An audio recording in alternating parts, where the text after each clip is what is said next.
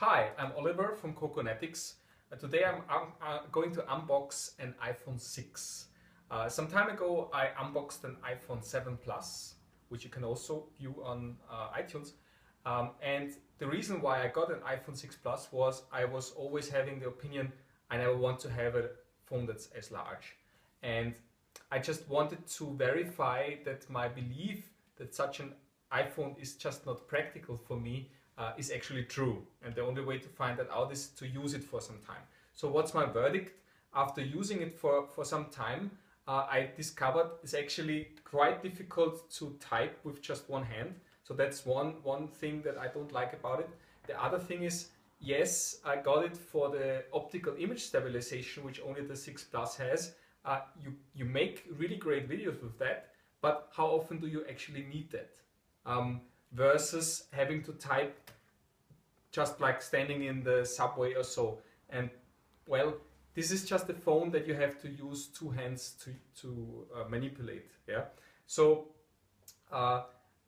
next phase in this evaluation is for me for a couple of weeks to use an iPhone 6 and see if this is truly the sweet spot between the form factor of an iPhone 5S, 5C and the far too big iPhone 6 Plus, and hopefully it's just the right size to use one-handedly.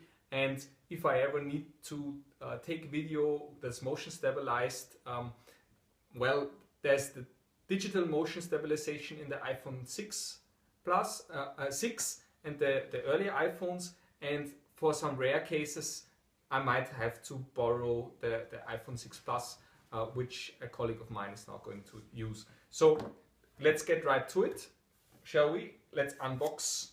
Yeah, I've got this package here. That's right from the Apple Store.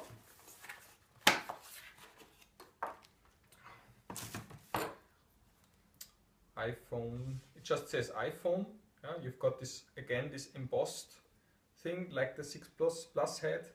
iPhone 6 gold, 128 gigabytes.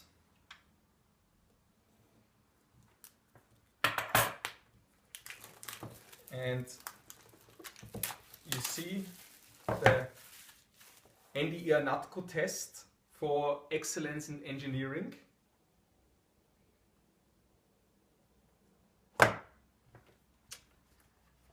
And so here it is, an iPhone 6, which we'll take out right away. But before we get to it, obligatory checking of the materials that we got. Yes, there's a new SIM tool, as we usually get.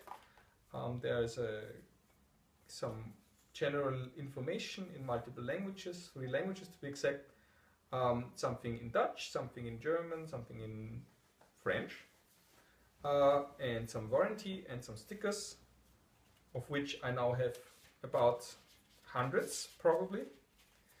Because on last count, we in our company have around 30 iPhones, I checked. Or not iPhones, but Apple devices. So if every one of these comes with 2 stickers, I must have upwards of 50 stickers so far. And then there is, of course, the Thunderbolt cable and one of those small chargers, and again a new earphones box. So that's it. Yeah, let's get to the iPhone 6. Nice gold. So defoil. Now it's been defoiled. And yeah, the first thing to do obviously is to put in a new SIM card, which is the old SIM card that I was having in my iPhone 6 Plus.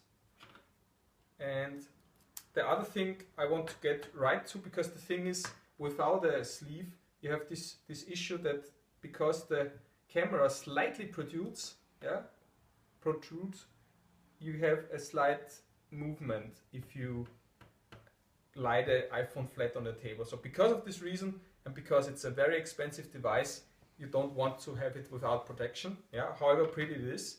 Even the iPhone 6 I dropped like a couple of times already, and I'm not careless. Yeah, so it's just good practice. My personal opinion for a device of that price range to actually have some sort of protection. And here I very much like the product red covers of Apple, yeah, because they feel soft, but they are leather. So with time use, you see here's a product red cover for an iPad Air. Yeah, it gets a little smudged maybe, and at the corners the dark spots appear.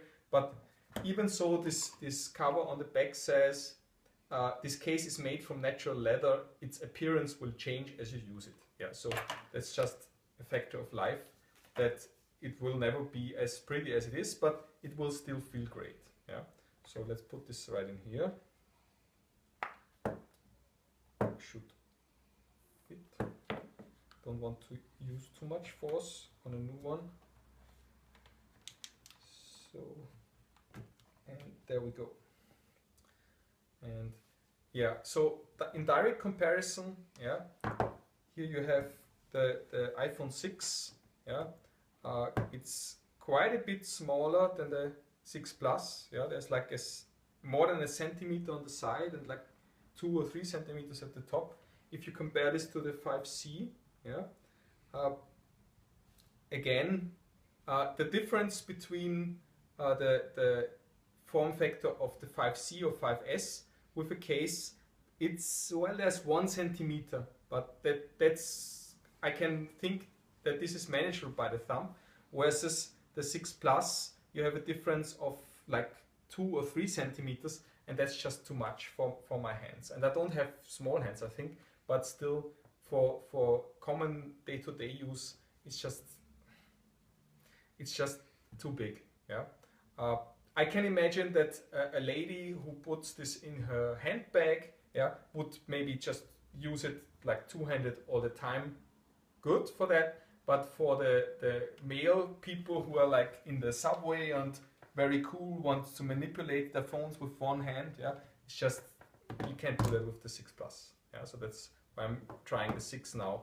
And well, from the reaching of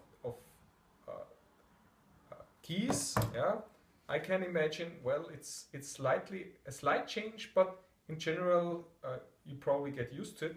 Versus on the 6 Plus, yeah, you find it hard to hold it like usually, like you do with between the ball of your thumb and your fingers. I cannot reach the top part of the keyboard like that. Yeah. Versus if I hold it like this here, yeah, I can reach all the way to the edge of the screen. So as the rest of this endeavor, shall we activate it?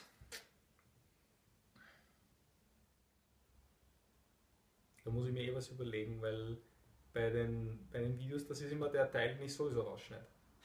Also, ups. Und dann ist die Kamera abgestürzt. Ja. Das kann man zu die Hoppalas nennen. Der Absturz der Kamera in Zeitlupe, weil ich habe es eh mit 60 Frames pro Sekunde. So while it's still restoring the settings, yeah, my verdict, well, the actual verdict I will be able to deliver after having used this for some time. But as I said before, the main attraction of the iPhone 6 Plus for me always was the optical image stabilization. But in practical use, day to day, how often are you going to take a video and how often are you going to try to type on the keyboard? And it's just orders of magnitude more that I do the latter, because I'm always on Twitter, I'm responding to emails, I'm sending messages. So for every intent and purpose, for practical reasons, I think the iPhone 6 will be the form factor of choice for productive people like me, who are communicating quite a bit. But I will see if in a couple of weeks I still feel the same. That's it for my unboxing of the iPhone 6. The comparison with the other phones sort of being the current sweet spot of iPhone sizes. This is Oliver Drobnik for Coconetics. Thanks for watching.